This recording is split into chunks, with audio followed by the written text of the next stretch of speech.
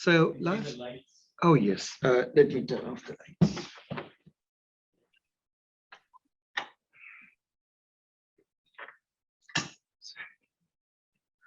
So last time we didn't do enough labs on clustering. In fact, I didn't post the code online. This time I realized that we need to do more of clustering because it's obviously used heavily in the industry. So what I did today, I brought labs, or there are labs online for two types of clustering, K-means and density based. I will add the labs shortly for hierarchical clustering, spectral clustering, and maybe for optic, just so that you can compare and contrast the results.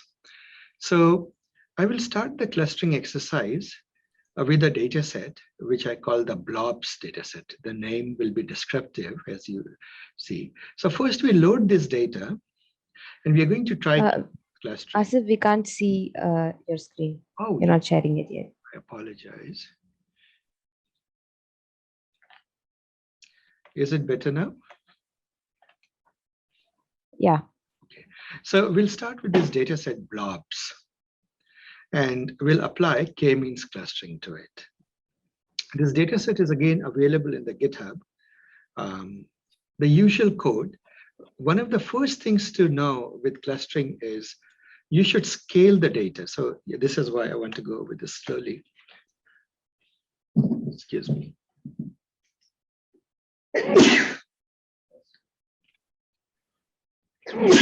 Excuse me. So we need to scale the data. Why do we scale the data, raw data? Why should we scale it? If you don't, then all these Minkowski norms, your measures, they won't perform well. For example, if you measure the height of an elephant in meters, but if you measure the weight in pounds, you realize that it makes doing any kind of distance measure very much skewed, isn't it? Mostly it will be about pounds variation than weight. So two things. First of all, because units are involved, you should make the quantity dimensionless. Scaling it within a range of 0 to 1, or using this standard scaler, which will do the z value as we talked before, it makes each of the features dimensionless. Most values are between -2 and 2, right? Or -3 and 3. So that is one. We must scale the data. Whenever you do clustering, do that. Now, what I have done is, in the blobs data, you'll see me deliberately take this data, scale it, create a data frame, and then I have added the label, whatever the initial label was for the data. So then, now, when you have clustering problems, you don't have the luxury of labels. You don't have the luxury of knowing which cluster a point belongs to. The whole point is that you're going to cluster and find clusters and assign points to clusters. You don't already have that. But here, because I generated this data myself as a hint to see how algorithms are performing, I have, in a way, in a separate column, put the real cluster IDs that they belong to, the ground truth. The ground truth in most situations is not known. I put it here just for us to learn or compare the algorithms or the K-means for different parameter values. Now, it isn't always true that you don't know. Sometimes what happens is you do know it for a few labels, but not for for a few records, but not for a lot of records, right? So then for those few where you know, you can go and see how well it did in assigning the clusters, the points to the right cluster. But so anyway, when you look at the data, think only of X1 and X2. Don't think of the label at this moment. It is not part of the clustering exercise. It is our later verification of how well the clustering went. So we take this data and we visualize it, the visualization code, straightforward. You do a scatter plot, and when you do a scatter plot, what do you see?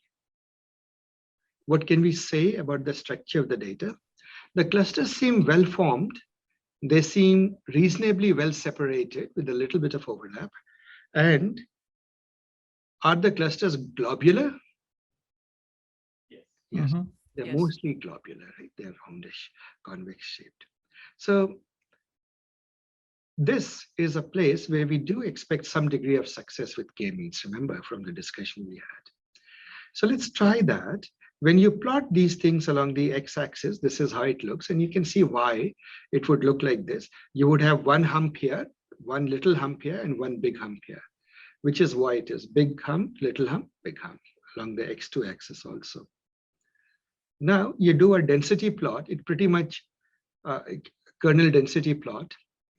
And the kernel density plot, and I'll at some point take some time to tell you what kernel density plot. It is literally a density, map, lines which are at the same density of points. That's all it is. So this is the cluster, clusters. These are the density. It just creates the contour lines showing points of equal density.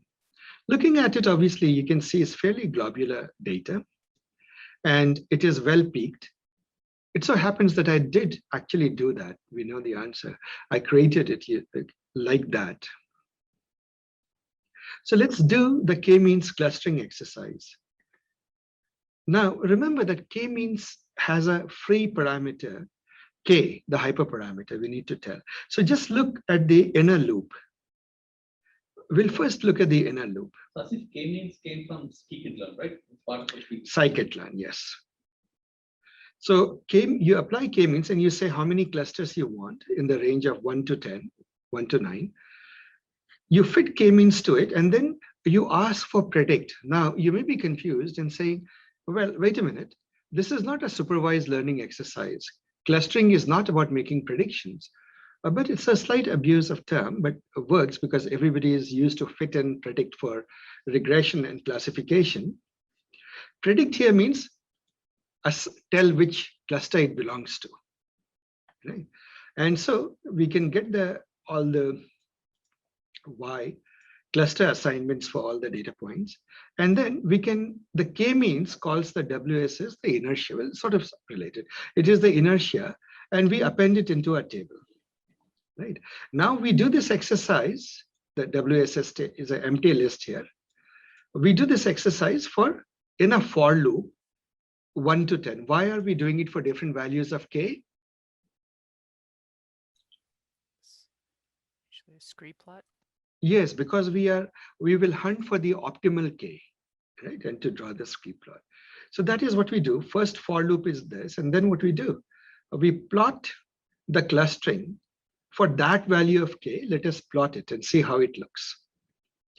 So I've tried out 9 values. It made sense to make a 3x3 grid. This makes a 3x3 grid. Now, the rest of it is by now looking pretty familiar. Actually, 5 was not needed. I could have made it 5, but 3 by 3 is enough, but for what it is worth.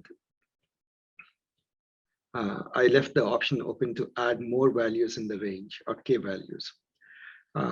This is it. The rest of the code hopefully looks straightforward. So let's look at K is equal to 1. Just find one big cluster. That is obvious. It will just take the entire data set and call it a cluster. Would you call it a good clustering? Probably not, right? Then for K is equal to 2, it has assigned this. Would you call this a good clustering? At K is equal to 2? No. No, not even here. K is equal to 3 doesn't do it, right? But it seems to be getting better. It's trying to differentiate. K is equal to 4. It seems to be doing a pretty good job. And K is equal to 5. It seems to have gotten it. This is perhaps the best one. Perfect. Perfect. And K is equal to 6. It begins to degrade. You see it getting worse, right? And thereafter, clusters begin to split. You can see. So by the time you reach K is equal to 9, it is pretty bad, right? 4 of the 5 clusters have gotten split. Right? So any thoughts here, any questions? So Asif, how would you do this in higher dimensions? I mean, like, it's not possible to, like, these are very nice set out data points and all, right? And I kind of understand this creep or a lot also. But is there a way to get this kind of appreciation saying, yeah, we did not split something we were not supposed to, and we didn't bring 2 clusters together, which were not supposed to either? Yeah, that is where the weaknesses of these things. The first thing is that clustering is usually done along with dimensionality reduction. You saw that when we did the spectral clustering, one of the crucial steps was a huge dimensionality reduction. Likewise, you could have used PCA or kernel PCA to reduce the dimension of the data and then done clustering. Very common to first reduce the dimension using PCA, kernel PCA, or use methods like spectral clustering, etc., which effectively cluster in a much lower dimension. So at that point, do the dimensions and the number of clusters kind of come very close to each other? Is there some number which says that, yeah, this is kind of looking, the data is showing this, and I think the clusters are also, they're kind of fitting into, say, 5 or 6 different boxes of their own? Is that what usually happens? See, what happens is if it is called how much of the variance of the data the lower dimension captures. Roughly speaking, if the lower dimension captures the essence of the higher dimensional data, then the clustering in that lower dimension is a fairly good representation of clustering in higher dimension. It works. But when you lose a lot, it's a very lossy projection to lower dimension. Then what happens is, even if there are clusters in higher dimension, you don't quite see it. So imagine, one easy way to imagine is, imagine a blobs stacked one top of the other in the y-axis, right, or the z-axis. Imagine XY plane, and along the z-axis, there are 5 blobs. They are separated, but stacked one on top of the other. If you were to project it down, it is quite possible that it will look like just one blob. So things like that. I mean, at the top of that, I would bring an intuition like that, that if you can't, if the PCA mixes up things too much, then you lose the clusters, which is why you can also try clustering in high. Trouble with high dimension is sometimes there is no way to make progress. If the number of dimensions is huge, remember the variance, the distances all begin to look pretty similar. And that is the main problem, the curse of dimensionality. You have to go pretty far to find the neighbors, and it turns out that almost everything is not much further than the neighbor. So that's a problematic aspect. So in other words, the whole theory of unsupervised learning, in my view, it's still evolving. It is like a lot of these things have a huge scope for improvement. So visually, if we cluster, so we see that 5 is the appropriate number in this cluster, isn't it? K is equal to 5. Let's see what the scree plot says. When you look at the scree plot, it's not so obvious, but I suppose I'll just decrease the font size, guys, so that we can show it in one screen. Look at this scree plot. You notice that there is a pronounced bend at 5, K is equal to 5. But at 4 also, there's a bit of a bend, at 3 also, and 2. And so this is one of the things you have to remember, that with scree plot, you have to ask which is the biggest bend, biggest angle bend. And the biggest angle bend, if you look at it, is at 5. And so 5 is the right number of clusters to pick, right? So you have to get a little bit trained to pick that, because it's not so obvious where you'll pick elbow. So you could have picked an elbow here at 3, right? But it is distinctly at 5, those, right? And that is that. So when you write K-means clustering code, I would urge you to follow a strategy very similar to this. You know, do the clustering for various values of the hyperparameter. All right.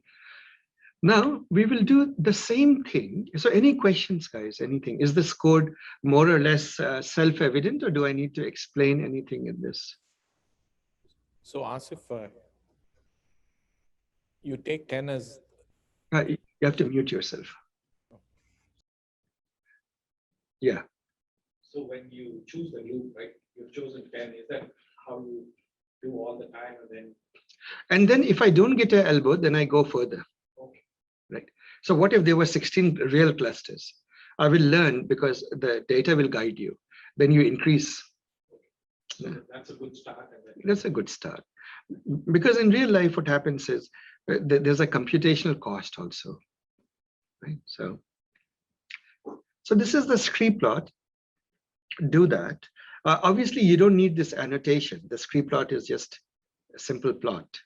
This is the annotation we put because I wanted you to ponder over and realize that actually this is the best point, but this is as good as it gets. Now let's do the same thing using DBSCAN clustering. So for DBSCAN, I have created a little utility for you because this code can get more involved. I would strongly suggest that you read through this code carefully.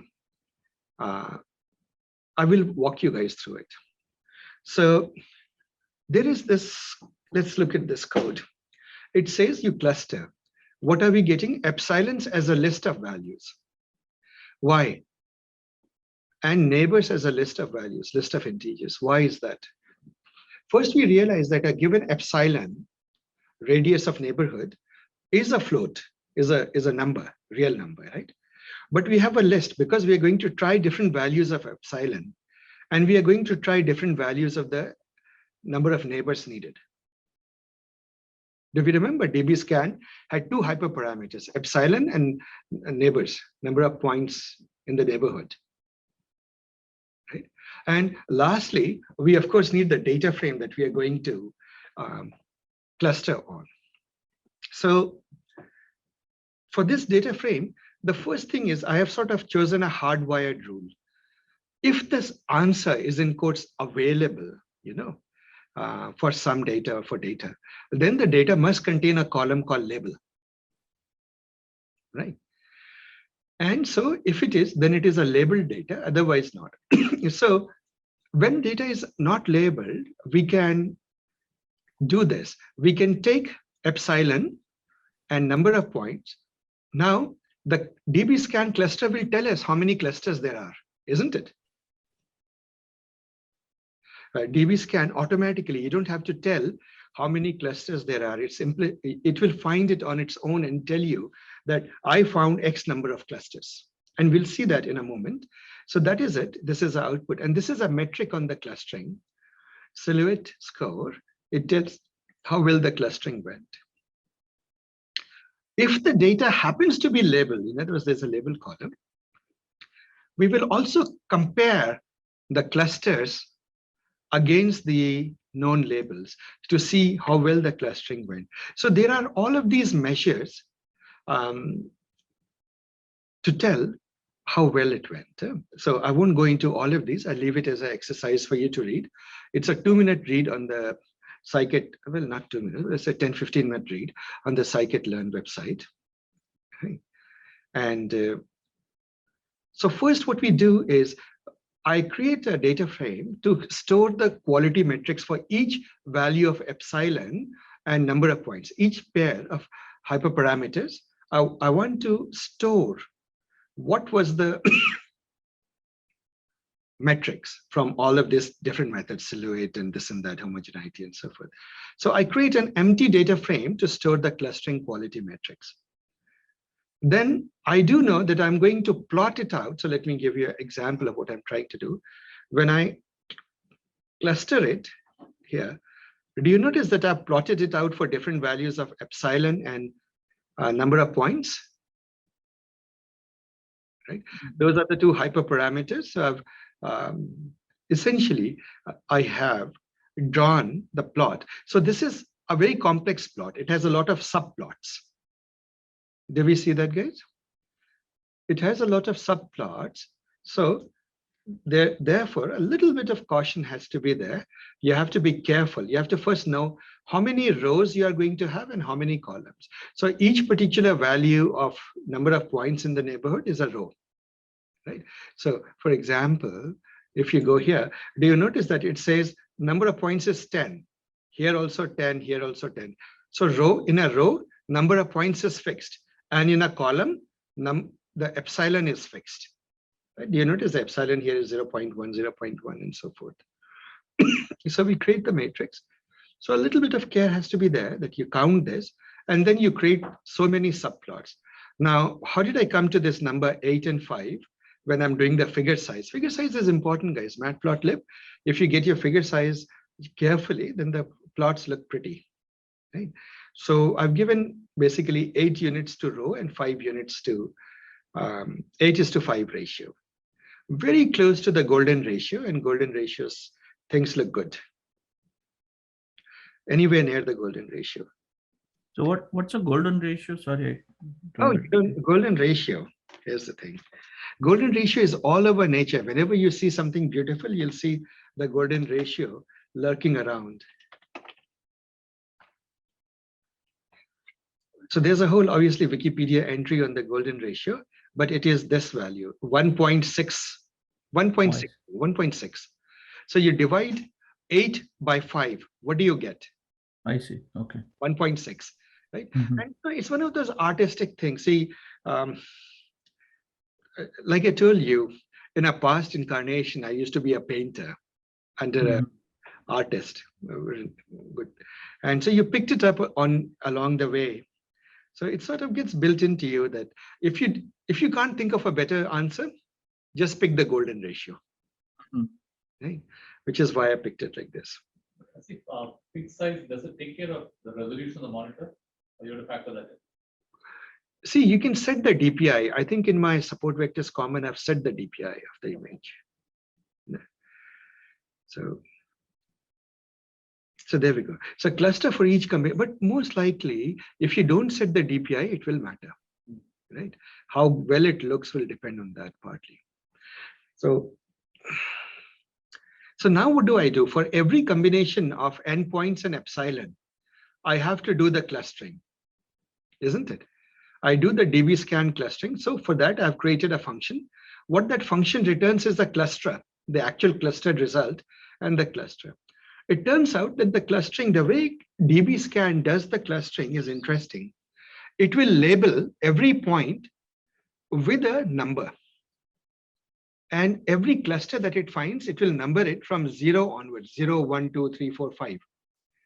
But all the outliers will be given a unique cluster ID. It will be called -1. So when associated with a data point, there is a label of -1, it means that it is a outlier, right? So when you're counting the number of clusters, first of all, you need to count how many labels there are, right? Unique labels you find. But then that unique label may contain -1. If it is -1, you need to subtract 1 from it, from the total, isn't it? Because if you find 5 clusters, it will give you -1, 0, 1, 2, 3, 4. There's 6 values. You have to subtract 1 from it. That is something you have to be cautious about and remember to do it. Another limitation is if the number of clusters is 1, you can't find the silhouette. It's a limitation of this method. It will throw up, it will error out. So you have to put a guard against it, right? It's just an API thing that don't do it if you suspect the number of clusters found would be 1. It will fail. So if it is 1, then you pre-assign it to a 0 value silhouette, right? And so now what I have, I know what epsilon was, I know what the number of points was, I know how many clusters were found, and I know what the silhouette is, right? So these two are the results, part of the results, right? Silhouette score is the metric on the clustering, and number of n clusters is the number of clusters for epsilon and endpoints hyperparameter. Now, if the data happens to be labeled and we actually know the ground truth, we can do better. We can take, now we have y and y hat, pretty much similar. And so we can compare y and y hat, right, against each other to see, using a whole variety of measures, and come up with an answer, right? And we will see that. And so we store all of that into a quality data frame that we created, empty data frame that we created.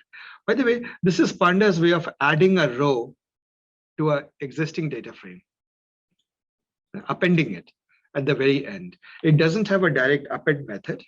This is what I have gotten used to, unless they have added an append method recently for rows. Right. And you plot it out with this generic title and so on and so forth. So I did that. Now there is this DBSCAN cluster. Let's go and look at it.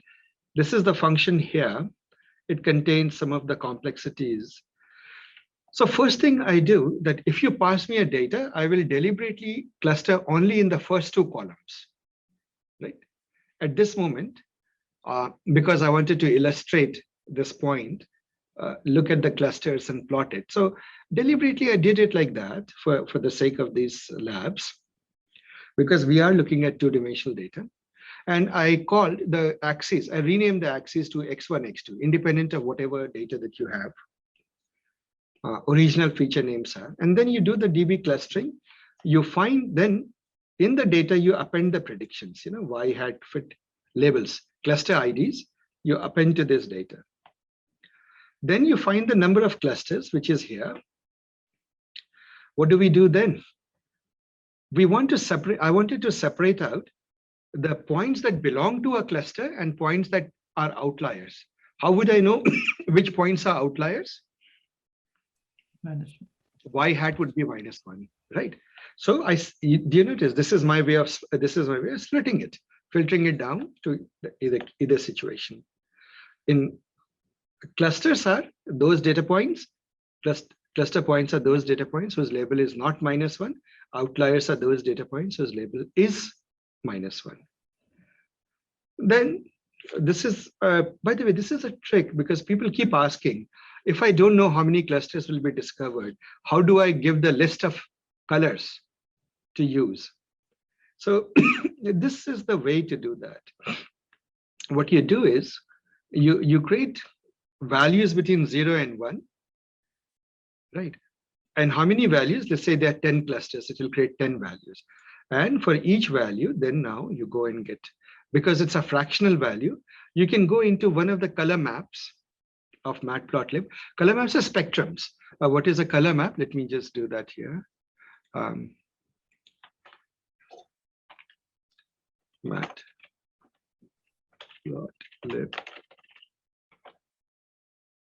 color map. Let's look at the reference. So do you notice that this is the standard reference? I will increase the size. This is how you can pick up. So when you say it, and typically you can ask for it on a scale of 0 to 1, and it will fall somewhere along the spectrum here. So there are many. If you want to distinguish things out vividly from each other, use one of this. Right. I think I like Plasma, which I have used. I think you used Verdis, right? The earlier one. Used Verdis, is it? Yeah. So for me, Verdis and Plasma are very popular with me. Right. If you want to just use monotonic sort of a thing, then of course you can use sequence maps, sequential color maps. Right. For example, this is yellow, green. One of the thing very famous, very popular is red, blue. Red, blue is where? Reds, yellow or brown, purple and red. So no, it is not in this list. It will come later. Yeah. So see, and this is another set of sequential map that you can get by name itself. You can see that it's a little harder to distinguish it. Yeah, red, blue, diverging color maps. Yeah, diverging color maps, the red, blue. This is very common, very, very popular. So then cyclic is, of course, it will cycle back on itself. And quantitative, like if you want to have a discrete. So where is cyclic used? I mean, is it something that low and high you want to kind of bring it together? That's where cyclic would be used. That is right. That is right. When you want to highlight the middle values, no, you use this is it. Or the opposite. See, look at this cyclic. It highlights the middle values. This one highlights the tail values. Tail values, right. So things like that. So these are color maps, and knowing the color maps helps you create aesthetically pleasing plots. Not that my plot is particularly aesthetic. Any artist would frown upon it, but for what it is worth. When you're using a qualitative color map, it just picks one per. Yeah, so what will happen is the color changes in discrete steps, right? So in this one, the set tool, this one is very popular. I see a lot of people using the set tool, right? Because it agrees with many companies' corporate colors. And I've seen people use it. So anyway, see, ultimately, it's partly aesthetics, partly personal choice, partly corporate branding, and so forth. And of course, you can create your own color maps. So that's the color map. So what am I doing now? I'm just plotting only the clusters. How can I do only the clusters? Because I've already separated those points out. Do you notice that we separated those points out a little while ago? So we are doing only that. So to clusters, we are giving a spectral color map, isn't it? What's the advantage of that?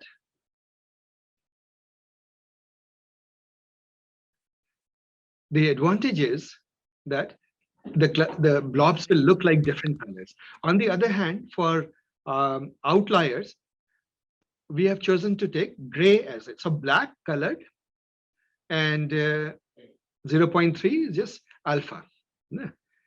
So that actually CMAP I need not have mentioned at all. So this is unnecessary here. This is it. And then you give a title, you say at the top, what is the epsilon, what is the number of points, and what is the cluster. So now guys, does this code look straightforward? I'll let you stare at it for a couple of minutes.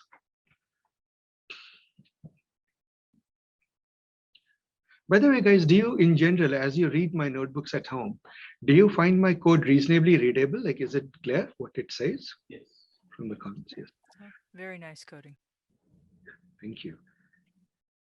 If you want me to add more comments in anything, like after the lab, I can add more and post it again. So now let's go back to, we were at, which one were we? Blobs DBSCAN. So now you notice that because of this function, it's lovely. In one line, I can get all my clustering done. All I have to do is give it a list of epsilons to search for, best cluster, list of neighborhood values to search for, and it will create every possible combination of the two and do the clustering, right? So it is a convenience method, and obviously I have written the function specific to 2 dimensions at this moment. But it's surprisingly useful, actually. What happens is, like Sachin asked this question, you try your very best somehow to reduce data in 2 dimensions, and then you keep praying or keep your fingers crossed that there's still some clusters there. Very common to do that. So this is the neighbor. So let's examine this as a data scientist and see what is it saying. If you look at the first cluster, when epsilon is very small, means your radius of neighborhood is very small, and you say, but the number of points that you expect in the neighborhood is also not too great. You just says 10 points in that neighborhood. How many clusters do you find? You find 5 clusters, all right.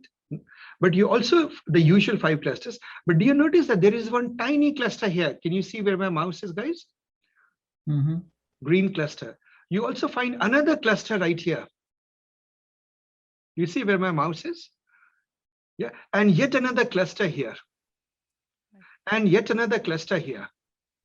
So 5 plus 4, 9 clusters. It's like they're little So, attached islands. yeah, like literally like attached islands.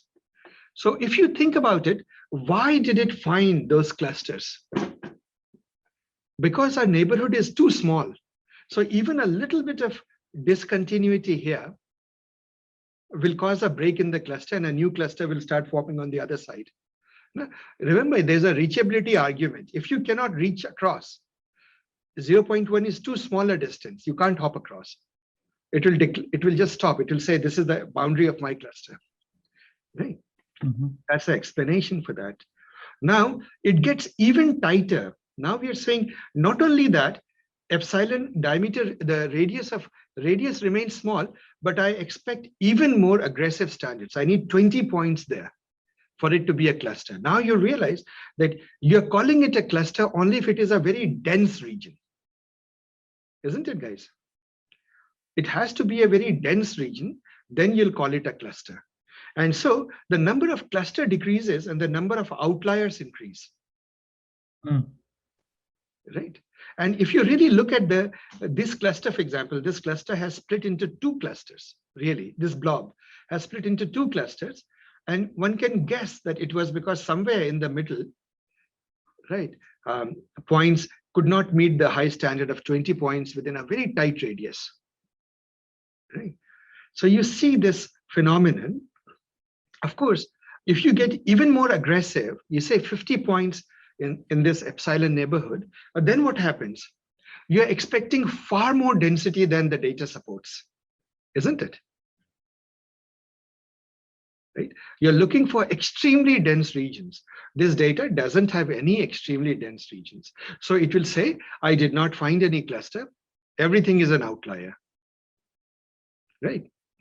Another way of thinking about it is that outliers are points whose densities, those regions are densities, are below the threshold that you want. Right?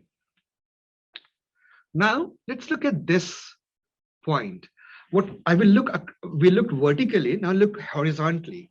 Here, the number of points is the same. But as I make the neighborhood more and more relaxed, not a very tight neighborhood, a bigger and bigger radius, what happens? Do you notice that this cluster, this tight bundle, which used to have 3 clusters, has now become a single cluster, which is good, isn't it?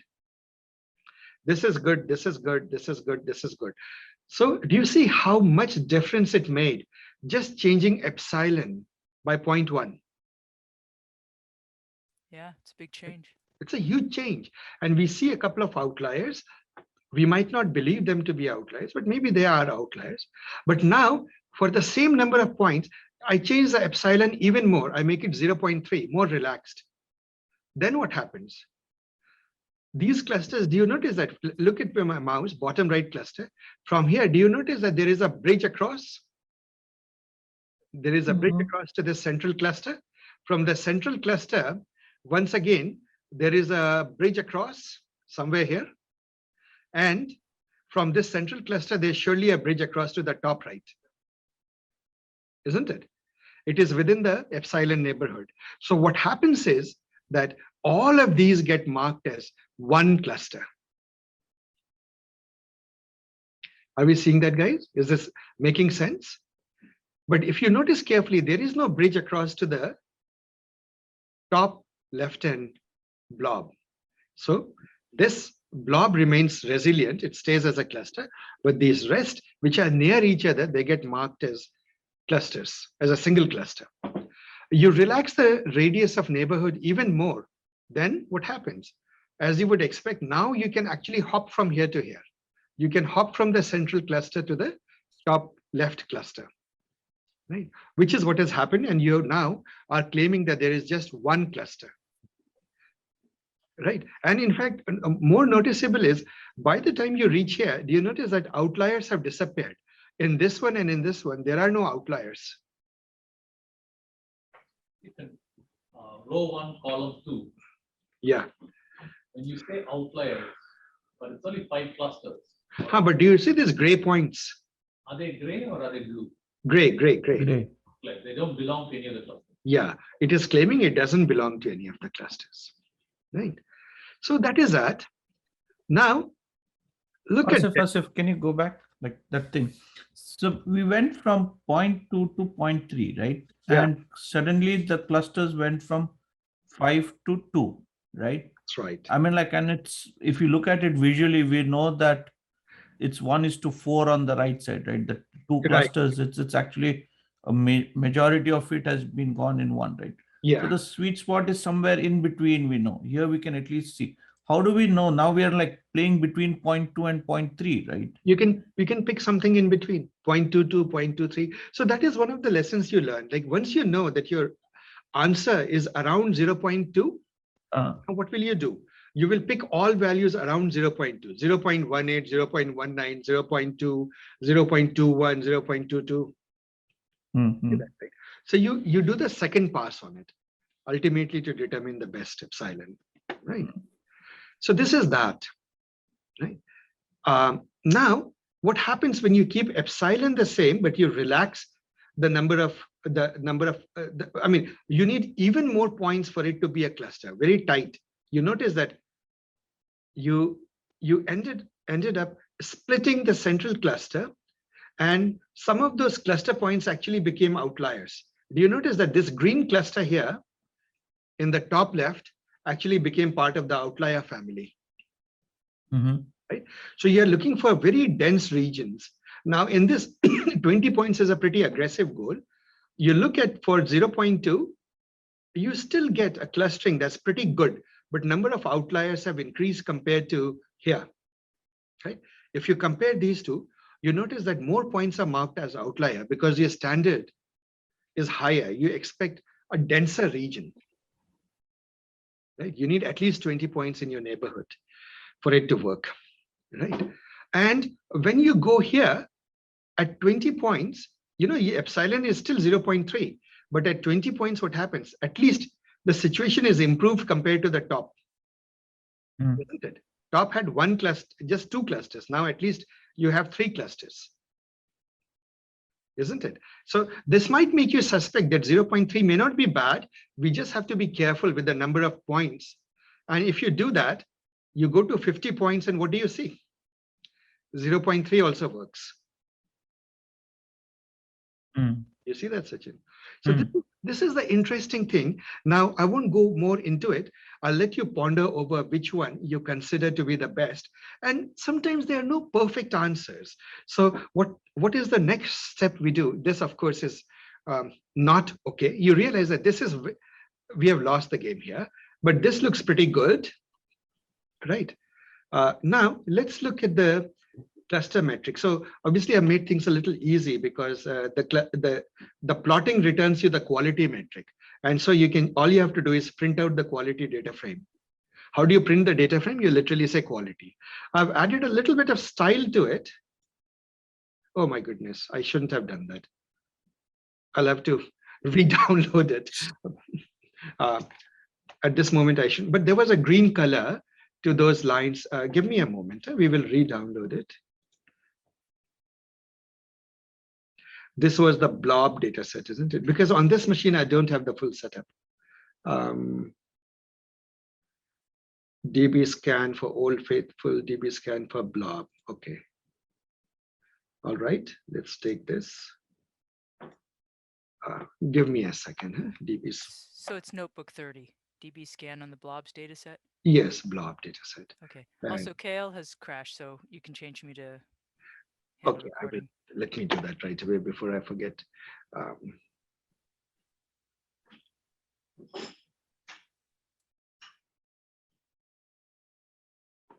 Oh, how do I make the, give me a second. Huh? Participant list, Kate. Interestingly, I don't have host privilege anymore. Uh-oh, did you hand it to Kyle? Yes, she started this. So you have the co-host privilege, so you should be fine. Okay. Right. All right, so we'll take this and I'll put it. Sorry guys, on this laptop, I haven't set up the whole environment because I use this laptop only for teaching. Comprehensive, this is week 9.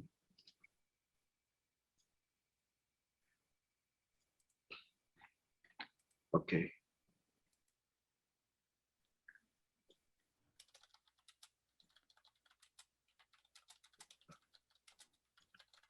And that is it.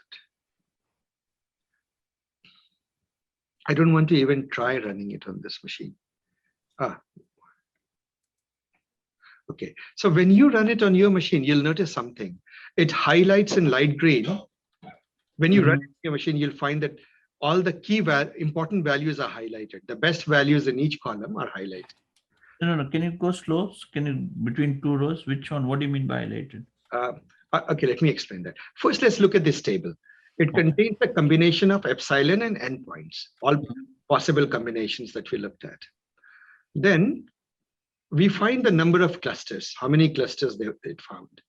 Then let's look at the silhouette score, which is the best score. In this column, silhouette score, which one looks the best? This, this is what I was saying. That using, if you run this line of code here on your machine, because in my case, I have to run it from start and I would not dare to. This laptop is Windows laptop and I don't trust it at all for anything. So this is highlighted. If you are having the file, please run it. You'll see this highlighted. So what it is saying that if you believe the silhouette score, the best number of clusters is 5. And the best epsilons are 0.3 and 50.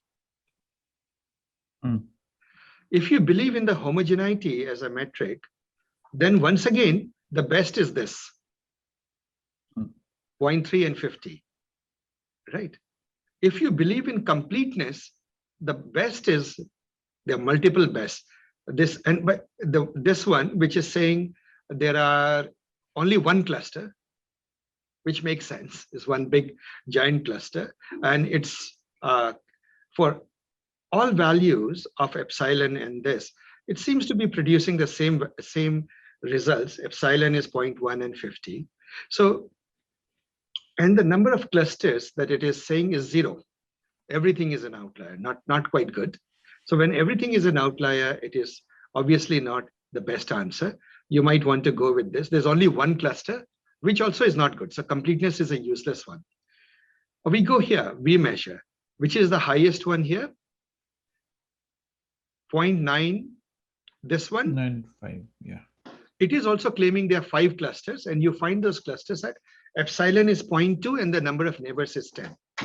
So let's go and look at this. Epsilon is 0.2 and the number of neighbors is 10. It must be the first row. It is saying that this is a good clustering. Would you agree that this looks quite good? Yes. Right. Definitely. The other one was 0.3 and 50. 0.3 and 50 is this. Would you agree that this looks like pretty good clustering? Yes. Yeah. So, and they're very close to each other. Right, 0.2 and 10 and 0.3 and 50 combinations are very close. The only difference is the outliers, right? Yeah, just where the outliers are positioned. That is it.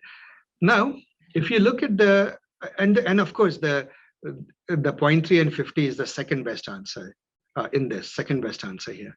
If you look at the adjusted RAND index, you notice that this one favors 0.3 and 50. So most of the metrics are favoring 0.3 and 50. Now, if you look at adjusted mutual information, now these concepts, guys, here's the thing, read it. Otherwise, on Tuesday, I'll explain each of them carefully. Right? They're interesting, actually, and they have very interesting definitions. We'll do that. So here also, this seems to be the best, right? So the majority vote says what? This is your best clustering, isn't it? Most of the metrics say this is your best clustering. Even the metric that doesn't say it has it as a second best clustering. So let's go with 0.3 and 50. Would you agree? No.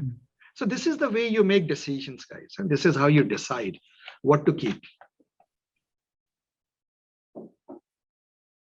So far, so good. Right. And of course, here we can see the clusters. Most of the time, you're not so fortunate. So you have to look at this table and make head and tail out of it. Right. So, well, you say, well, you know what? This data set was very simple. It was well separated out. Let's try something real data.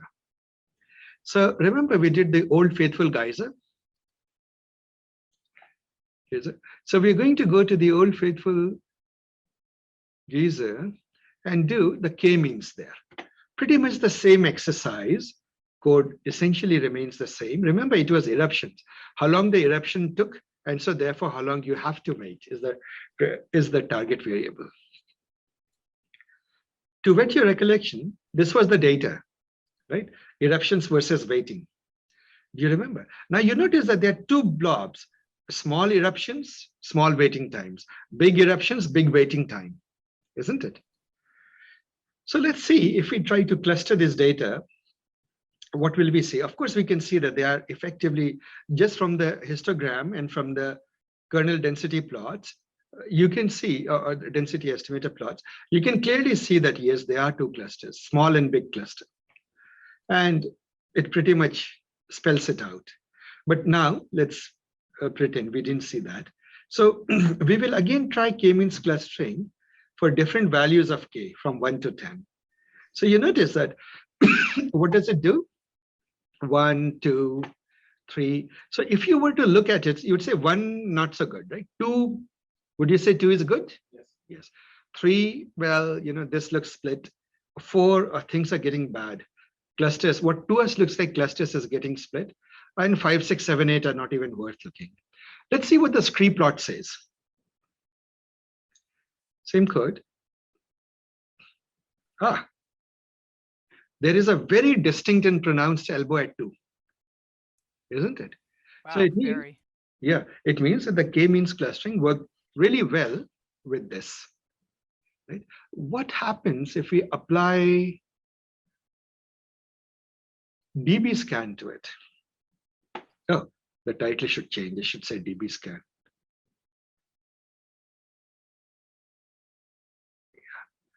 I'll fix and upload it. Nice. Minor title change. So this part remains the same. Let's go to DBSCAN. Now that we have created the utility, guys, do you remember? Do you realize that it's just one liner? With one line, you can get this beautiful plots and the quality metrics in one go. So when we do that, let's look at the first one. Is this good clustering? Not convincing, isn't it? It's pretty, but it's not good clustering. Yeah, this one comes up with 3 clusters. It's small, large, and somewhere in between it has found a mini cluster. Right. This one gives us 2 clusters here and here.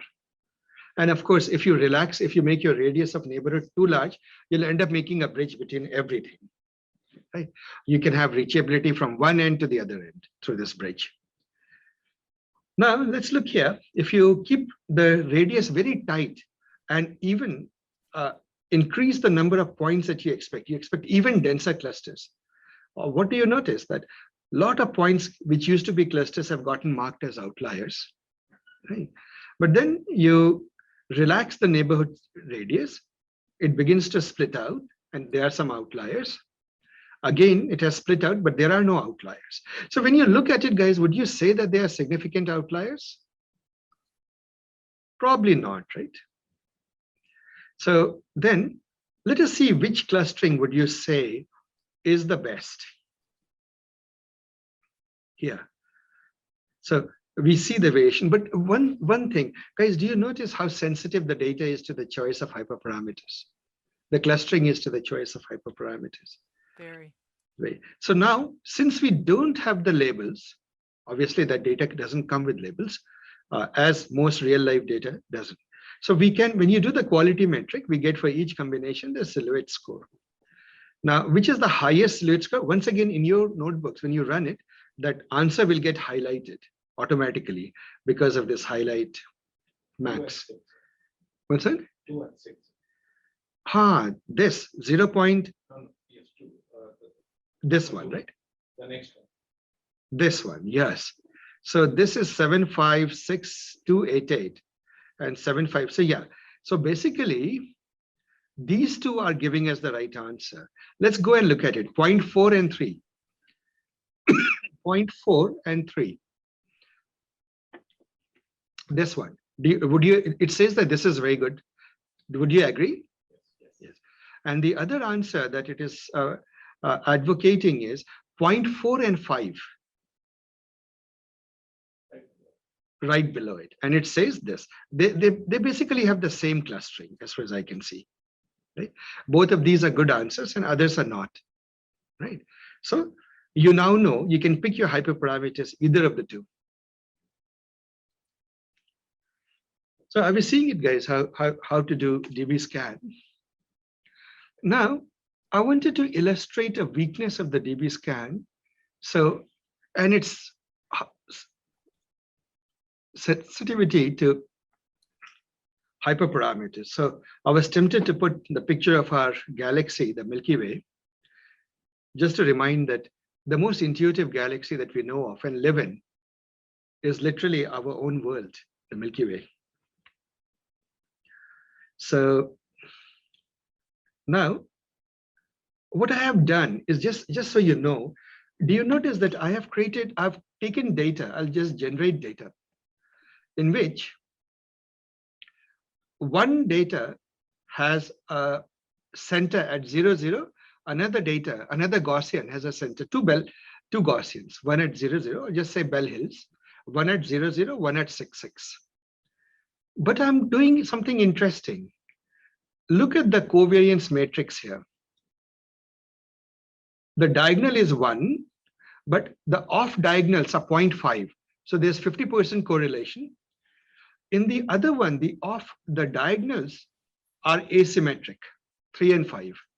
Means the bell curves are much more spread out, isn't it? By a factor of 3 and factor of 5, the bell curves or the bell hills are much sort of more rounded hills. They are not peaked hills. And I deliberately did that to create two clusters of different densities. So which cluster will have more density? The mu1 sigma 1 cluster or mu2 sigma 2 cluster? The second one. No, the first one, because the first one is tight.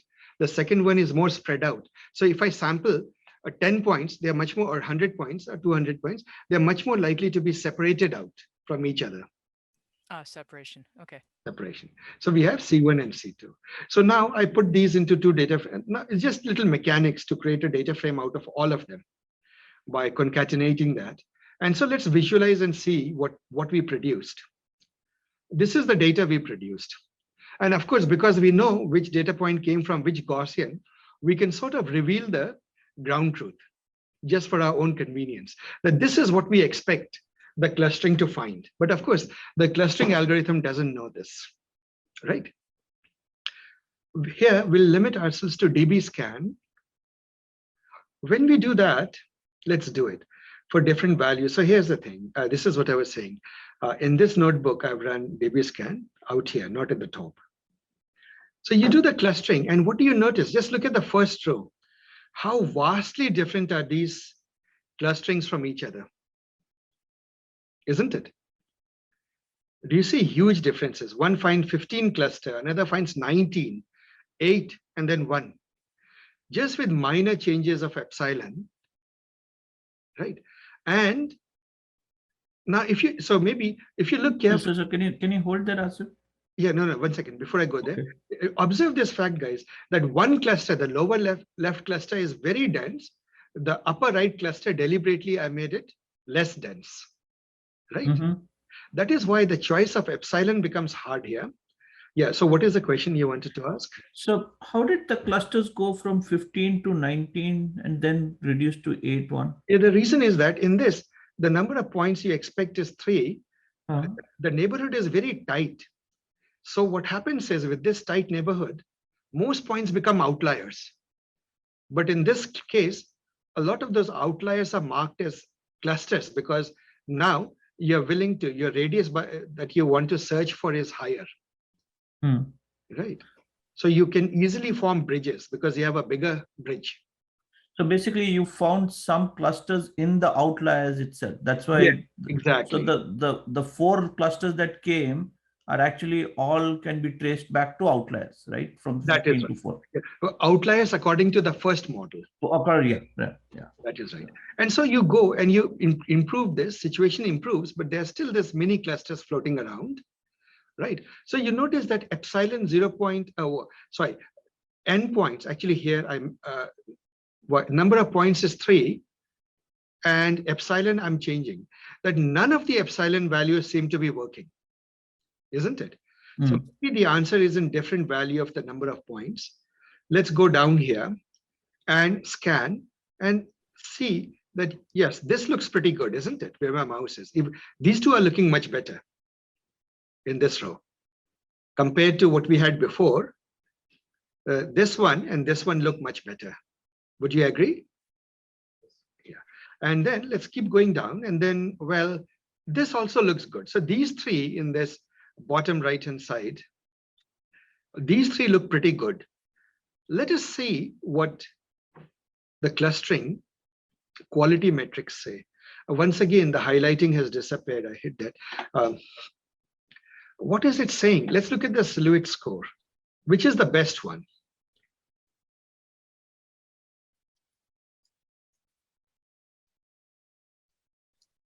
What is the index of the best one? Highest is Number better. 7. Number 7.61. Yes, Ah. number 7. And it says what? 1.2 and 6.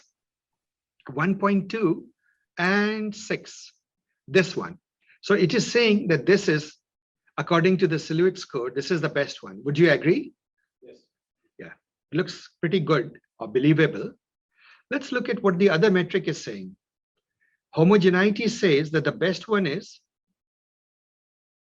as far as I can make out, this guy. This is also number 7. Pretty good. It's agreeing. So number 7 gets 2 votes, right? Row number 7. Now completeness, which has the highest score of completeness? Number 8, but that doesn't count because the number of clusters it found is 0, right? So that won't do, which is the next best answer, 7. 3 votes for 7. Let's go to V measure. It is also this one, right? By now you're getting pretty confident that that's the best clustering, isn't it? 0.92 and 0.88, right? So this is it, guys. What I wanted to show you is 2 things. First is that you have to do hyperparameter search. And so all the votes are in for this. But the difference between this and others for very small change in values are dramatic. Do you notice how different this is from this one?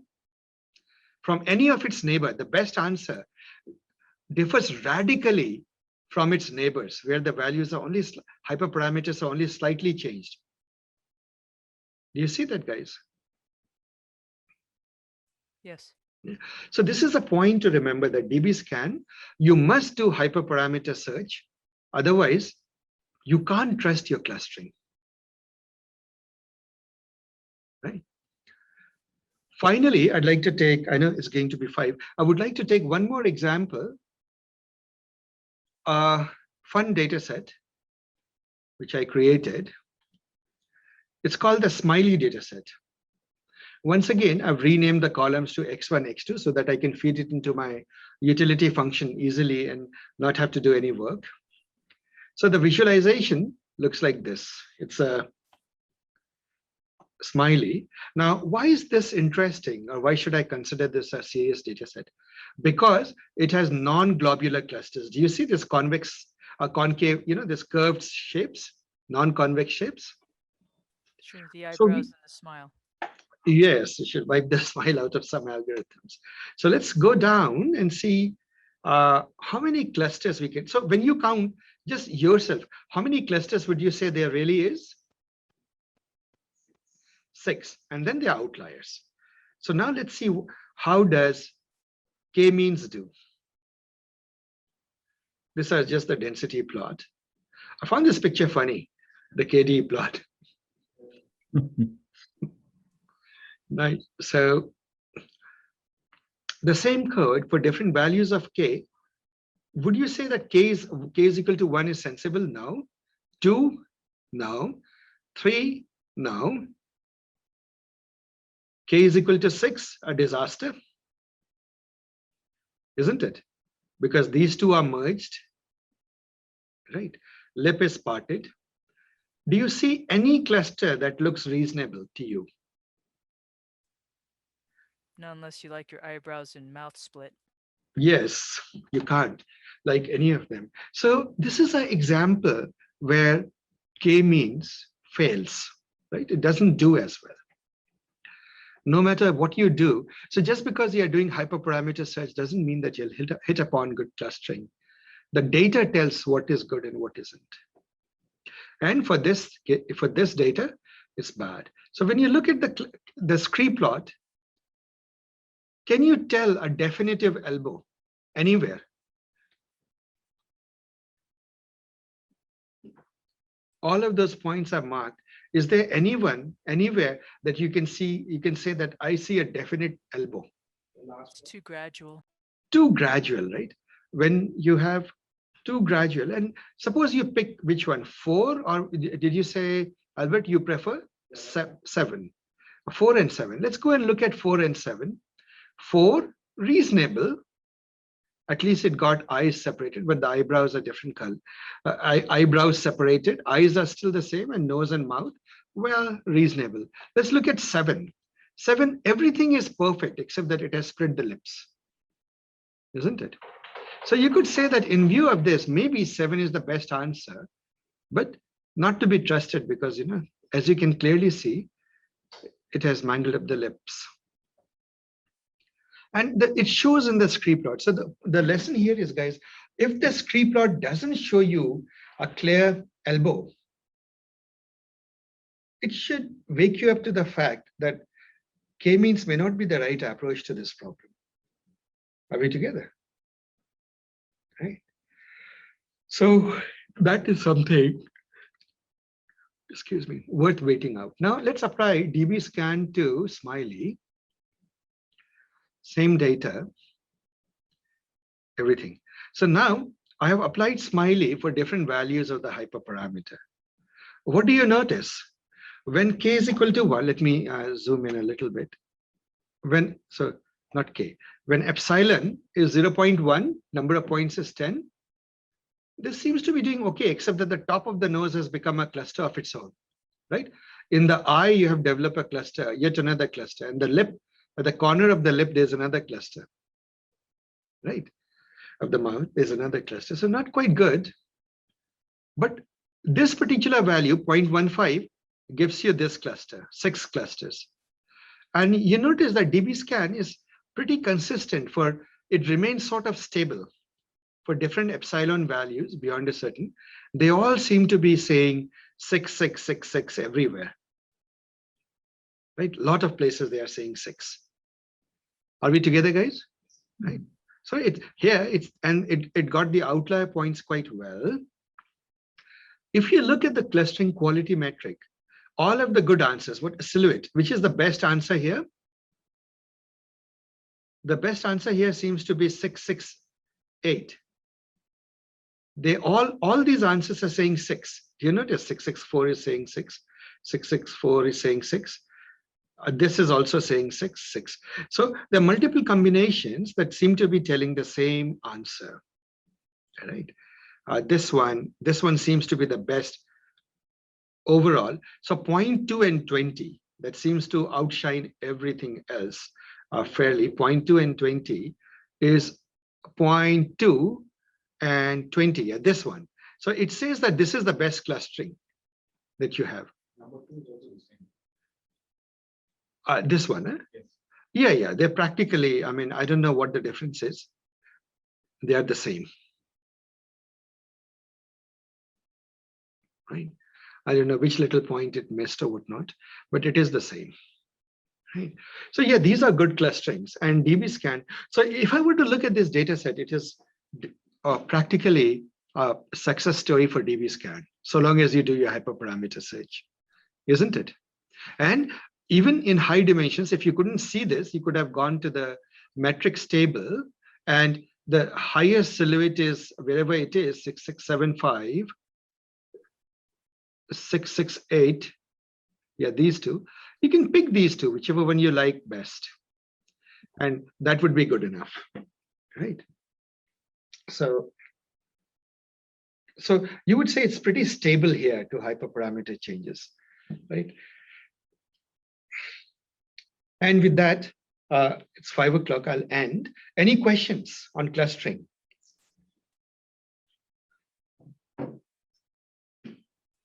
No, nice visualizations. Yes, nice visualizations too.